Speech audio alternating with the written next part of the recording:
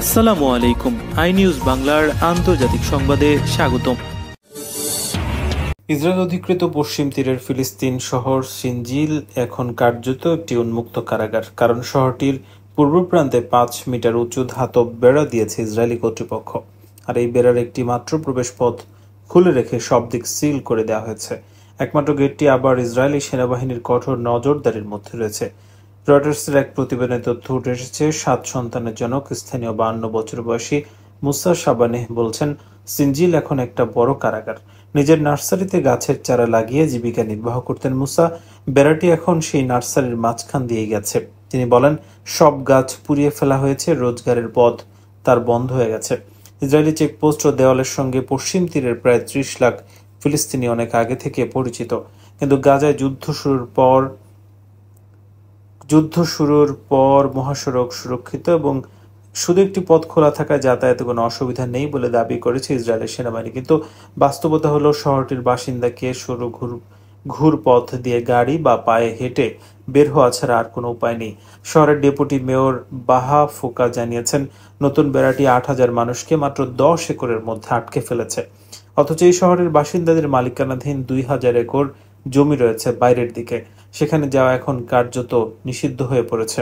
Deputy mayor বলছেন, এটি দখলদার বাহিনীর ভয় ভীতি প্রদর্শনের কৌশল, ফিলিস্তিনিদের মনোবল ভাঙার চেষ্টা। তবে ইসরায়েল বলছে, এই ধরনের বেড়া ও চেক পয়েন্ট পশ্চিম তীরে থাকা প্রায় 7 লাখ ইসরায়েলি বসতির বাসিন্দাদের রক্ষার জন্য অপরিহার্য। তারা দাবি করে, সিনজিলের লোকজন সড়কের অপর পাশের ইহুদি বসতিগুলোর বাসিন্দাদের লক্ষ্য করে প্রায় পাথর ও পেট্রোল বোমা ছুড়ে মারে। তবে বেশিরভাগ দেশ 1967 সালে দখল করা ফিলিস্তিনি জমিতে ইসরায়েলি এই বসতিগুলোকে অবৈধ বলে মনে করে। জানা গেছে, যুদ্ধ পরবর্তী সময় পশ্চিম তীরে ইসরায়েলের সামরিক উপস্থিতি বেড়ে যায়। রাতারাতি মাটি, বোল্ডার ও লোহার গেট দিয়ে বহু ফিলিস্তিনি রাস্তা বন্ধ করে দেয়া হয়। ফ্লাইং চেকপোস্ট ও আকস্মিক চেকপয়েন্টও সেখানে এখন সাধারণ ব্যাপার হয়ে দাঁড়িয়েছে। সিনজিলের বাসিন্দা সানা আলোয়ান বলছেন, আগের আমল্লায় যেতে আধা ঘন্টা লাগতো, এখন 3 ঘন্টা লেগে যায়। ফলে আমি আমার ক্লায়েন্টদের কাছে সময় মতো বসতে পারছি না। তিনি বলেন, আমাদের জীবনের অর্ধেকটাই রাস্তায় কেটে যাচ্ছে। ইসরায়েলি হামলার কারণে গাজা যতটা বিধ্বস্ত, পশ্চিম তীর ততটা না হলেও জীবন সেখানে মারাত্মক অনিশ্চিত হয়ে উঠেছে। বহু ফিলিস্তিনি ইসরায়েলের শ্রমিক হিসেবে কাজ করে জীবিকা নির্বাহ করতেন, এখন সেই রাস্তা বন্ধ হয়ে গেছে।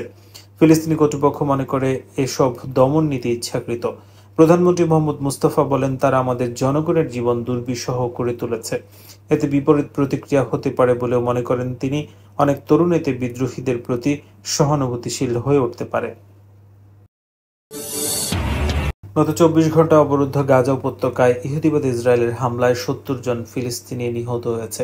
গাজার স্বাস্থ্য মন্ত্রণালয় জানিয়েছে, গত 24 ঘন্টায় গাজা জুড়ে বিভিন্ন হাসপাতালে অন্তত 70টি মৃতদেহ এবং 332 জন আহত ব্যক্তি পৌঁছেছেন। আশ্রয়কেন্দ্র, তাঁবু সহ বর্তমানে খাদ্য সহায়তা কেন্দ্রগুলোতে নেতানিয়াহু বাহিনী বর্বর হামলা অব্যাহত রেখেছে। চলতি বছরের 18 মার্চ ইসরায়েলে হামাসের সঙ্গে যুদ্ধবিরতি ভেঙে ফের হামলা শুরু করে। এরপর এখন পর্যন্ত অন্তত 6,780 জন ফিলিস্তিনি নিহত হয়েছেন এবং 23,916 জনেরও বেশি আহত হয়। 2023 সালের অক্টোবর থেকে গাজায় শুরু হওয়া যুদ্ধের পর থেকে ইসরায়েলি বাহিনীর হামলায় কমপক্ষে 57,338 জন ফিলিস্তিনি নিহত হয়েছেন এবং 1,35,957 জন আহত। এছাড়া হাজার হাজার মানুষ ধ্বংসস্তূপের নিচে চাপা পড়েছে।